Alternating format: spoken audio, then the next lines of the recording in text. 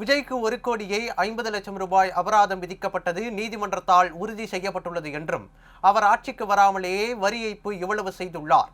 ஆட்சிக்கு வந்தால் என்னவெல்லாம் செய்வார் என்பதை மக்கள் அறிவார்கள் என்றும் சபாநாயகர் அப்பாவு தெரிவித்துள்ளார். நெல்லையில் செய்தியாளர்களை சந்தித்த அவர் இவ்வாறு தெரிவித்தார்.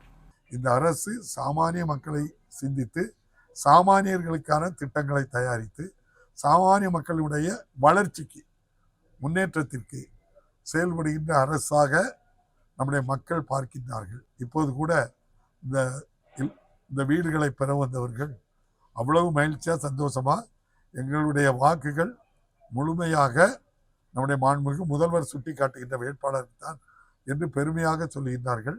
நீங்க தான் சொன்னீங்க அவர் வரி கட்டாம ஏமாத்திட்டாரு, அதை திரும்ப கட்ட சொல்லியிருக்கு. ரெண்டும் நீங்க தான்.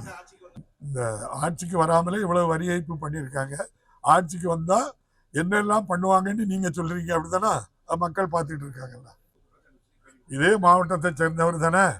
இப்ப நம்முடைய மாண்புக்கு நயினார் நாகேந்திரன் போய் கேளுங்க, இது யார் கட்டி கொடுத்தான்னு கேளுங்க. 876 வீடு அவங்க தொகுதியில் உள்ளவங்க நிறைய பேர் இருக்காங்க. யாரு?